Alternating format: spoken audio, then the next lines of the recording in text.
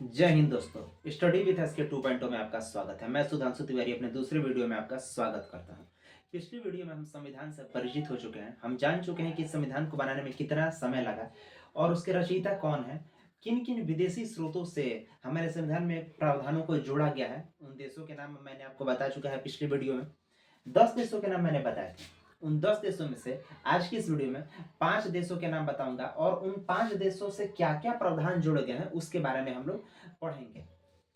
तो आइए वीडियो शुरू करने से पहले, जैसा कि गुरुजी कहते हैं कि अगर हम जीवन में सब कुछ खो चुके हैं और सब कुछ खोकर भी हमारे अंदर कुछ कर गुजरने का जज्बा है, तो समझ लीजिए कि हमने जीवन में कुछ नहीं खोया है। आइए इसी के साथ चलते हैं वीडियो की तरफ। भारतीय संविधान के स्रोत भाग 2 है, यानी कि इसके बाद एक और पार्ट आएगा भारतीय संविधान के स्रोत पे, जिसमें अगले 5 देशों के नाम रहेंगे और उससे क्या प्रावधान जुड़े गए हैं उसके बारे में रहेंगे। तो आइए पहले इस वीडियो को देखते हैं। विभिन्न देशों के संविधान से लिए गए प्रावधान, विभिन्न विदेशी जो स्रोत हैं, विदेशी स्रोतों से क्या क्या प्रावधान जुड़े गए हैं, उससे हमारे देश को क्या फायदा है, इन सब चीजों को आज देख लेते हैं। तो पहला है संयुक्त राज्य अमेरिका, यूएसए। यूएसए से क्या क्या जुड़े गए हैं? तो पहला है प्रस्तावना। प्रस्तावना जिसे संविधान की आत्मा कहा जाता है। प्रस्तावना क्या है? किसी भी दस्तावेज में निहित क्या उद्देश्य है उसके बारे में प्रस्तावना हमें बताता है। अगला है मूल अधिकार। मूल अधिकार भी जुड़ गए हैं संयुक्त राज्य अमेरिका से। 6 प्रकार के मूल अधिकार हैं: स्वतंत्रता का अधिकार, समानता का अधिकार, शिक्षा का अधिकार, धार्मिक स्वतंत्रता का अधिकार। इस तरह के अच्छे मूल अधिकार हैं जो कि हमारे संविधान में जुड़े गए हैं।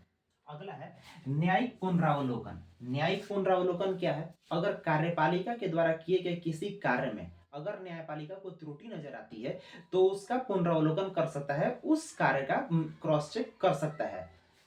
अगला है संविधान की सर्वोच्चता। हमारे देश में संविधान को सर्वोच्च माना गया है, सबसे ऊपर माना गया है। अगर इसका कोई उल्लंघन करता है तो वो दंडनीय अपराध होता है। आइए आगे देखते हैं। न्यायपालिका की स्वतंत्रता, ये बहुत ही जरूरी है। न्यायपालिका को स्वतंत्र होना चाहिए और स्वतंत्र होकर निष्पक्ष न्याय करना चाहिए। अगर न्यायपालिका किसी के दबाव में आकर अगर न्याय करती है तो ये उचित नहीं होगा। न्यायपालिका के समक्ष सभी समान होते हैं, चाहे वो प्रधानमंत्री हो, राष्ट्रपति हो, एक छोटा आदमी हो या कोई बड़ा बिजनेसमैन हो, सभी समान होते हैं। तो न्यायपालिका पे किसी का दबाव नहीं होना चाहिए, न्यायपालिका को स्वतंत्र होना चाहिए। इसलिए न्यायपालिका की स्वतंत्रता का प्रावधान अमेरिका के संविधान से लिया गया है। राष्ट्रपति एवं उस पर महाभियोग की प्रक्रिया, यानी कि राष्ट्रपति और उस पर महाभियोग की प्रक्रिया भी अमेरिका के संविधान से लिया गया है। महाभियोग अर्थात अगर राष्ट्रपति अपने पद की गरिमा का उल्लंघन करते हैं तो उन पर महाभियोग चलाकर उन्हें उनके पद से हटाया जा सकता है। अगला है दोस्तों उपराष्ट्रपति। उच्च न्यायालय और उच्चतम न्यायालय के जज को हटाने की विधि, यानी न्यायाधीशों को हटाने की विधि या उपराष्ट्रपति को हटाने की विधि भी ली गई है संयुक्त राज्य अमेरिका के संविधान से। यानी कि संविधान के समक्ष सभी समान होते हैं। वो राष्ट्रपति हो, उपराष्ट्रपति हो, प्रधानमंत्री हो या कोई भी हो, सब संविधान के समक्ष एक समान होते हैं। तो उपराष्ट्रपति, उच्चतम एवं उच्च न्यायालय के न्यायाधीशों को हटाने की विधि भी अमेरिका के संविधान से ली गई है। वित्तीय आपात, यानी कि वित्तीय आपात की जो विधि है ये भी अमेरिका के संविधान से ली गई है। इसकी घोषणा हमारे देश के राष्ट्रपति करते हैं। अगर देश में ऐसा लगे राष्ट्रपति को कि वित्तीय आपात की स्थिति आ रही है तो वित्तीय आपातकाल की घोषणा करते हैं। आगे है कानून का समान संरक्षण। कानून का समान संरक्षण होना चाहिए। कानून के नजर में सभी व्यक्ति समान होने चाहिए, वो देश के हो या विदेश के हो, सभी व्यक्ति कानून के नजर में समान होने चाहिए। कानून का समान संरक्षण होना चाहिए और ये विधि भी ली गई है अमेरिका के संविधान से। ठीक है दोस्तों, आइए दूसरे नंबर में जो हमारा देश है, जो विदेशी स्रोत है, वो ब्रिटेन से लिया गया है। ब्रिटेन से क्या क्या प्रावधान जोड़े गए हैं आइए देखते हैं। विधि का शासन। शासन करने के लिए विधि अर्थात कानून की आवश्यकता होती है। कानून रहेगा तभी शासन अच्छी तरह से हो पाएगा। तो विधि के शासन की व्यवस्था ली गई है ब्रिटेन से। संसदीय शासन की व्यवस्था ली गई है ब्रिटेन से। एकल नागरिकता, एकल नागरिकता भी ली गई है ब्रिटेन से। एकल नागरिकता क्या है? जैसे कि मान लीजिए कि मैं भारत का नागरिक हूं, अगर मुझे अमेरिका, पाकिस्तान, भूटान कहीं से भी अगर नागरिकता मिलती है, किसी भी देश की नागरिकता अगर मुझे मिलती है तो मेरी भारत की नागरिकता स्वतः रद्द हो जाएगी। अर्थात भारत में सिर्फ एकल नागरिकता, एक ही देश की नागरिकता मिलती है। जैसे मैं भारत का हूं तो मैं भारत का ही नागरिक रहूंगा, दूसरे देश की नागरिकता प्राप्त करने के साथ ही मेरे भारत की नागरिकता रद्द हो जाएगी। द्विसदन की व्यवस्था भी ली गई है ब्रिटेन के संविधान से। ज्यादा मत द्वारा चुनाव में जीत, यानी कि चुनाव में जो भी प्रतिनिधि खड़े होते हैं उनमें जिसे ज्यादा मत मिलेगा वही विजेता घोषित होंगे। और इस प्रक्रिया को भी लिया गया है ब्रिटेन के संविधान से। विधि निर्माण की प्रक्रिया अर्थात कानून के निर्माण की प्रक्रिया भी ली गई है ब्रिटेन के संविधान से, क्योंकि शासन चलाने के लिए तो कानून की आवश्यकता होगी और कानून तो बनाना ही पड़ेगा। और कानून बनाने की जो प्रक्रिया है वो ब्रिटेन के संविधान से ली गई है। विधायिका में अध्यक्ष पद की क्या विशेषता है, तो जो भी सांसद होते हैं वो अपने अपने क्षेत्रों का प्रतिनिधित्व करते हैं संसद में, और वहां की स्थिति को, वहां की गरिमा को बनाए रखने का कार्य अध्यक्ष का होता है, स्पीकर का होता है।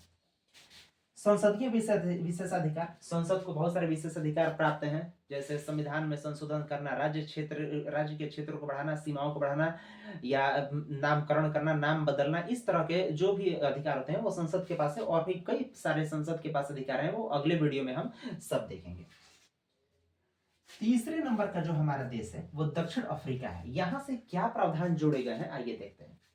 तो संविधान संशोधन की प्रक्रिया दक्षिण अफ्रीका से ली गई है, यानी कि संविधान में नए नियम जोड़े जा सकते हैं। ये सब जो भी प्रक्रिया है संविधान में संशोधन करने की प्रक्रिया, वो दक्षिण अफ्रीका के संविधान से ली गई है, जो कि बहुत जरूरी भी है संविधान में संशोधन।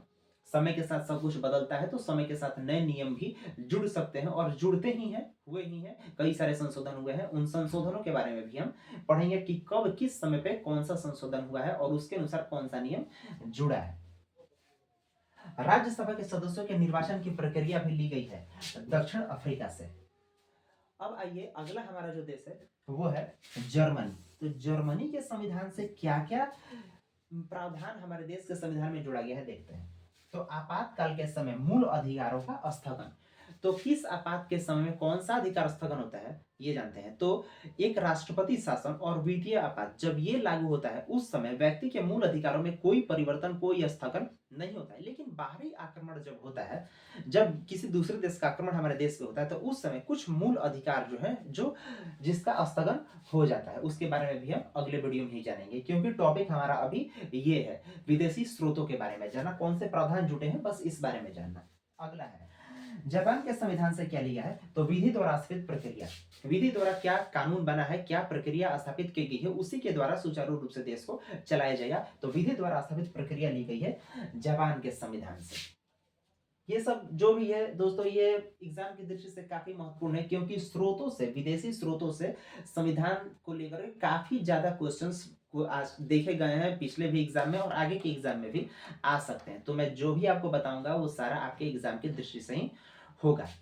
तो अब नेक्स्ट पार्ट का आप वेट करिए, क्योंकि इसके बाद वाले पार्ट में 5 जो बाकी देश बचे हुए हैं उससे क्या क्या स्रोत, क्या क्या प्रावधान जुड़े गए हैं उसके बारे में मैं आपको बताऊंगा। और आगे जैसे जैसे वीडियो बढ़ते जाएगा, ये सब जो भी है, जैसे कि यहाँ पे आता है उपराष्ट्रपति, संसदीय शासन, इन सब चीजों को मैं डीपली बताऊंगा, जिससे आपको काफी ज्यादा फायदा होगा। तो इसी के साथ वीडियो की समाप्ति करता हूँ। आप सभी अच्छे रहिए, खुश रहिए। जय हिंद, जय भारत।